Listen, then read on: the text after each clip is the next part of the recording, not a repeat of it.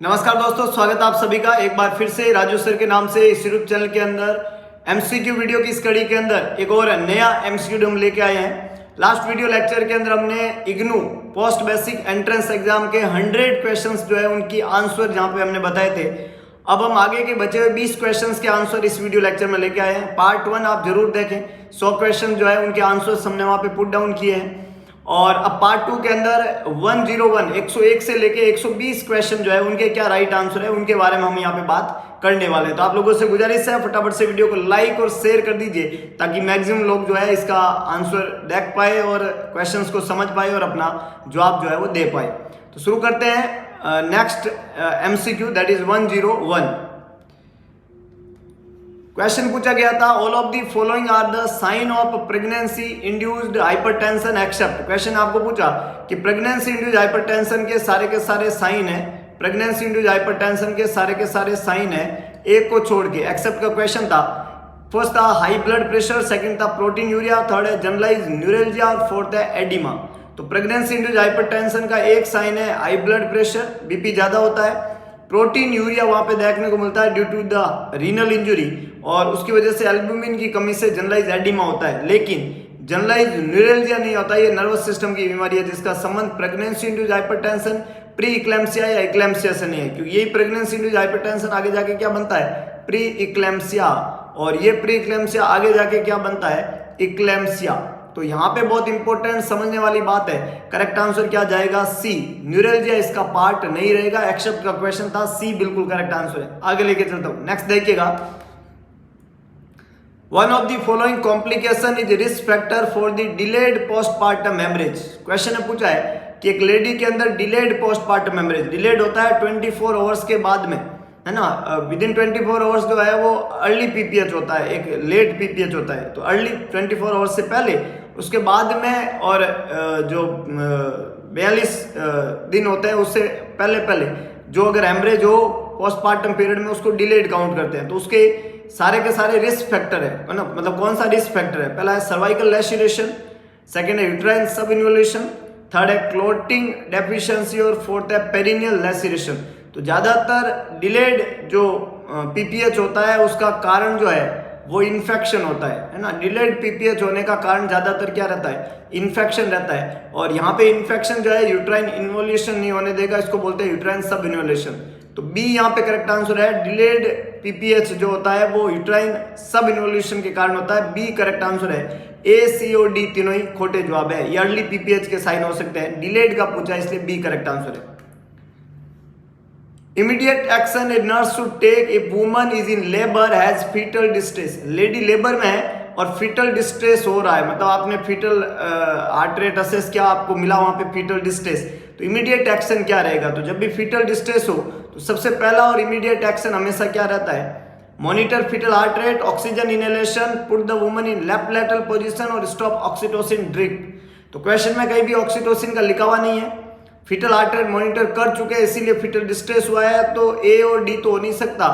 Oxygen लगाने से पहले हमें पोजीशन का ध्यान रखना होता है क्योंकि ज्यादातर कोर्ड कंप्रेशन, ग्रेविड यूट्रस से कोर्ड कंप्रेशन की वजह से होता है। तो सी यहाँ पे करेक्ट आंसर है। लेडी को लेफ्ट लैटरल पोजीशन में रखना पहली प्रायोरिटी है, और जब कंप्रेशन हटाएगा तो शायद फीटल डिस्ट्रेस ठीक हो जाएगा। ऐसा नहीं होता है तो ऑक्सीजन भी लगाते हैं और इमीडिएट जो है डिलीवरी करवाते हैं, इंपॉर्टेंट एस्पेक्ट है। तो सी यहाँ पे करेक्ट आंसर है। डिलेड फीटल डिस्ट्रेस में क्या प्रायोरिटी एक्शन रहेगा, put the woman in left lateral position. Next, which of the following condition is common in second trimester of pregnancy. Pregnancy के सेकेंड ट्राइमेस्टर में कॉमन कंडीशन कौन सी है, mastitis, physiological anaemia, metabolic alkalosis और respiratory acidosis.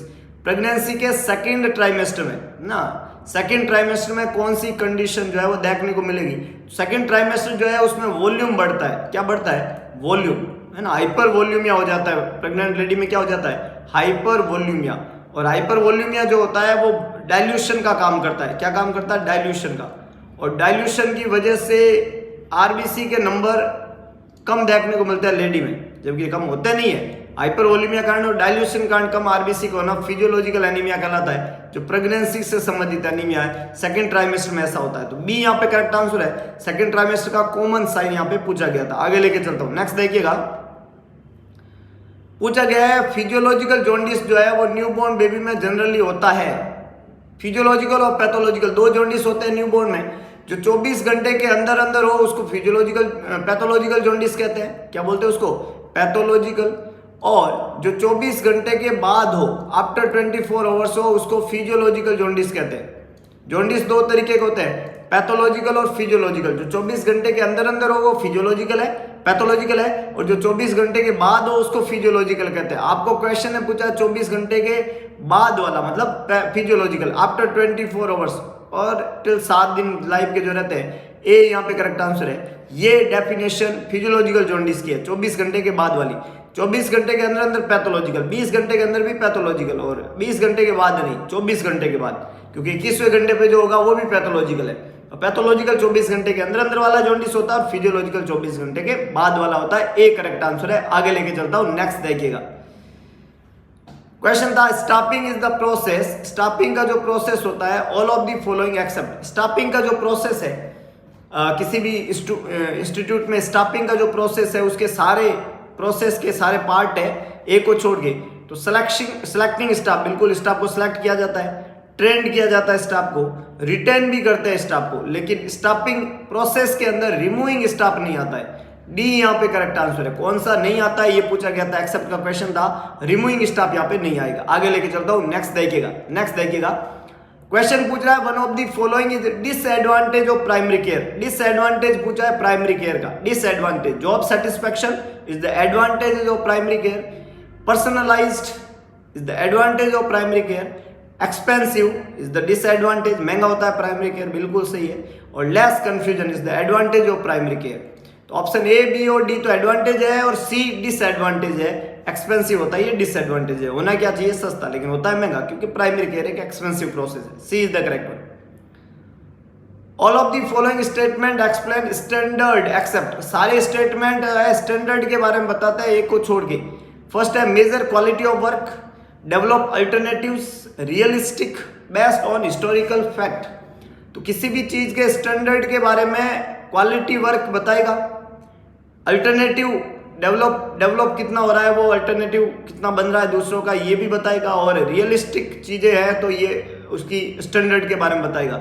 लेकिन historical fact जो है वो standard के बारे में नहीं बताते। डी यहाँ पे करेक्ट आंसर है। बेस्ड ऑन हिस्टोरिकल फैक्ट जो होते हैं वो इसके अंदर नहीं आएंगे। D is the correct one. Next देखिएगा। Prevention of fall include all except. Prevention of fall को रोका जा सकता है सब चीजों से, एक को छोड़ के। वाइपिंग स्पिल्ड फ्लूइड प्रॉम्प्टली, इससे फॉल रुकेगा। अगर आप फ्लोर को वाइप कर दो, गीला ना रखो तो आदमी गिरेगा नहीं। बेड को लो पोजीशन में रखो तो गिरने की संभावना है कम, और गिरेगा तो भी इंजरी की संभावना है कम। तो लो पोजीशन में रखो, हाई में मत रखो। और साइड रेल बेड की ऊपर करके रखो, ये भी बिल्कुल सही है। 3 तरीके तो है जो कि फॉल को प्रिवेंट करेंगे, लेकिन अलाउड डैंगलिंग ड्रेनेज ट्यूब का संबंध जो है वो फॉल को प्रिवेंट करने से नहीं है, इसलिए करेक्ट आंसर डी बनेगा। यहाँ पे कौन सा नहीं है यही पूछा था, एक्सेप्ट का क्वेश्चन था। डी यहाँ पे करेक्ट आंसर है। Plan of providing appropriate number of different level of nursing personnel is known as. Appropriate number देना डिफरेंट लेवल पे नर्सिंग पर्सोनेल के, ये प्लान क्या कहलाता है? Individual staffing pattern, master staffing pattern, group staffing pattern, nurse staffing pattern. Appropriate number देना different level पे nursing personnel के है, तो इसलिए इसको नर्स स्टाफिंग पैटर्न कहेंगे। डी यहाँ पे करेक्ट आंसर है। ग्रुप, मास्टर या इंडिविजुअल स्टाफिंग पैटर्न नहीं है, इसको नर्स स्टाफिंग पैटर्न के नाम से जानते हैं। डी यहाँ पे करेक्ट आंसर है। आगे लेके चलता हूं, नेक्स्ट देखिएगा।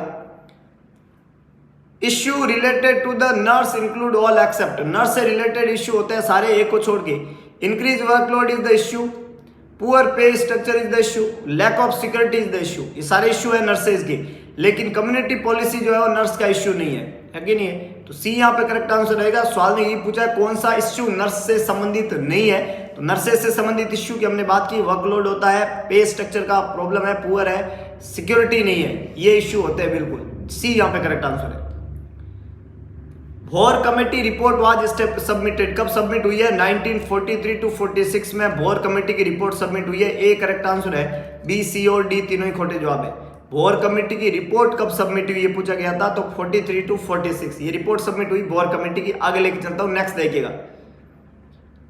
क्वेश्चन है process of communication include. Communication के प्रोसेस में कौन कौन सी चीजें इंक्लूड है? सेंडर है, रिसीवर होता है, मैसेज होता है और चैनल ऑफ कम्युनिकेशन होता है। ओनली चैनल और रिसीवर से नहीं होता है, ओनली रिसीवर और चैनल से नहीं होता है, ओनली सेंडर और चैनल से नहीं होता है। करेक्ट आंसर क्या बनेगा? ए। सेंडर होगा, रिसीवर भी होगा, मैसेज भी होगा और चैनल भी होगा एक। तो ये सेंडर एक मैसेज भेजता है चैनल के थ्रू रिसीवर के पास में, यही तो है प्रोसेस ऑफ कम्युनिकेशन। अगला क्वेश्चन है diagrammatic representation of different position in hierarchy of an institution showing the channel of communication and authority is called. सवाल ने क्या पूछा है? डायग्रामेटिक रिप्रेजेंटेशन बताना, direct difference position of hierarchy of an institution showing the channel of communication and authority is called. Functional chart, organisational chart, executive function और reorganisation. तो ये पूरा तरीका जो होता है किसी इंस्टीट्यूट का ऑर्गेनाइजेशनल चार्ट कहलाता है। बी यहाँ पे करेक्ट आंसर है, it's known as organisational chart. B is the correct one. बहुत ही शानदार, कई लोगों ने सही जवाब देने की कोशिश की है, बहुत बढ़िया। नेक्स्ट देखिएगा, ध्यान से पढ़िएगा, एक और कतई जहर क्वेश्चन है। All of the following are traditional role of nurse except, एक को छोड़ के बाकी सारे ट्रेडिशनल रोल है नर्स के, एक को छोड़ के। Care of sick individual is a traditional role, elevated suffering is the traditional role, work in hospital is a traditional role. पर कौन सा नहीं है? Independent curative decision making is not a traditional role. D यहाँ पे खोटा जवाब है। ए, बी और सी तीनों ही सही है, तीनों ही ट्रेडिशनल रोल है पेशेंट को केयर देते समय। बहुत बढ़िया। नेक्स्ट देखिएगा, ध्यान से पढ़िएगा, एक और कतई जहर क्वेश्चन है। ANM are supervise by, ANM को कौन सुपरवाइज करता है? Female health supervisor, ASHA, skill birth attendant और सैनिटरी इंस्पेक्टर। तो एएनएम का जो सुपरवाइजर होता है वो होता है female health supervisor, female health supervisor. A यहाँ पे करेक्ट आंसर है, female health supervisor. Very good. Next देखिएगा, the role statement is include in all of the following section of research report. सवाल ने पूछा है प्रॉब्लम स्टेटमेंट जो है वो इंक्लूड करता है, included in one of the following section of the research report. Research report के कौन से सेक्शन में प्रॉब्लम स्टेटमेंट होता है? लिटरेचर रिव्यू, मेथड्स नहीं, रिजल्ट नहीं, इन तीनों में नहीं होता है। कहाँ होता है? इंट्रोडक्शन और बैकग्राउंड के अंदर, है ना। जो प्रॉब्लम आपका स्टेटमेंट है वो इंट्रोडक्शन के अंदर होगा, बैकग्राउंड में होगा कि आप रिसर्च कर किसके लिए रहे, प्रॉब्लम क्या है। प्रॉब्लम स्टेटमेंट जो है वो इंट्रोडक्टरी पार्ट में होता है। डी यहाँ पे करेक्ट आंसर है। बहुत बढ़िया। नेक्स्ट देखिएगा, nursing research seeks to solve problem in all of the following except. क्वेश्चन आपसे क्या पूछ रहा है? नर्सिंग रिसर्च जो है वो प्रॉब्लम सॉल्व करेगी सारे एक को छोड़ के। तो क्लिनिकल प्रैक्टिस की प्रॉब्लम सॉल्व होती है नर्सिंग रिसर्च से, लैब सेटिंग की होगी, ड्रग ट्रायल में भी होगी, लेकिन नेचुरल सेटिंग यहाँ पे आंसर नहीं बनेगा, क्योंकि नेचुरल सेटिंग जो है उसका संबंध क्लिनिकल ट्रायल, क्लिनिकल सेटिंग या रिसर्च से नहीं रहेगा। तो सी करेक्ट आंसर है। ए, बी और डी तीनों ही खोटे जवाब है। बहुत बढ़िया। नेक्स्ट देखिएगा, one of the important source for identification of a research problem include all except। सबसे इंपॉर्टेंट सोर्स क्या है आइडेंटिफाई करने के लिए रिसर्च प्रॉब्लम का? सारे ही है, एक को छोड़ के। कौन सा नहीं है ना? आइडेंटिफाई करने का तरीका कौन सा नहीं है ना? तीन तरीके हैं, एक नहीं है। पहला है nursing practice, research text book, nursing code of ethics, practice guideline. चार ऑप्शन यहाँ पे लिखे हुए हैं। कौन सी चीज जो है वो इंपॉर्टेंट है source of for identification of a research problem? Answer दिखिएगा, एक्सेप्ट का क्वेश्चन है। प्रैक्टिस गाइडलाइन से डेफिनेटली आपको सोर्स मिलेंगे रिसर्च प्रॉब्लम को आइडेंटिफाई करने के, कि भाई ये इस पे रिसर्च किया जा सकता है, ये प्रॉब्लम हमारे सामने आई है, practice guideline. Nursing code of ethics जो है इसमें मदद करते हैं, रिसर्च टेक्स्ट बुक भी मदद करेगी, लेकिन नर्सिंग प्रैक्टिस जो है वो मदद नहीं करती है। तो ए यहाँ पे करेक्ट आंसर है, एक्सेप्ट का क्वेश्चन था। आगे लेके चलता हूँ, नेक्स्ट देखिएगा, the first and significant step in conducting research is. Research को कंडक्ट करने का फर्स्ट और सिग्निफिकेंट चीज क्या रहेगी? Defining research variable, identify research problem, starting research purpose, determining feasibility of the study. तो हमेशा रिसर्च करने का पहला स्टेप होता है कि प्रॉब्लम है क्या, तो आइडेंटिफाई करो रिसर्च प्रॉब्लम पता होगी तब सॉल्यूशन के लिए निकलेंगे ना। तो बी यहाँ पे करेक्ट आंसर है, रिसर्च प्रॉब्लम है क्या जिसके बारे में हमें पता करना है, तो उसका सबसे पहले आपको यहाँ पे देखना है, उसके बाद में जो है नेक्स्ट स्टेप इंपॉर्टेंट रहते हैं। तो बी यहाँ पे करेक्ट आंसर है, ए, सी और डी तीनों ही खोटे जवाब है। तो ये 120 क्वेश्चंस जो है हमने यहाँ पे डिस्कस किए हैं, बहुत ही इंपॉर्टेंट, बहुत ही बेसिक, बहुत ही अर्जेंट, इमीडिएट क्वेश्चंस है सारे के सारे, और 100 क्वेश्चंस प्रीवियस वीडियो में हम पढ़ चुके हैं, 20 क्वेश्चन इस वीडियो में हो गए, टोटल 120 हो गए हैं। वैसे मैक्सिमम हमने कोशिश किया है कि किसी भी क्वेश्चन का आंसर जो है वो गलत पुट ना हो।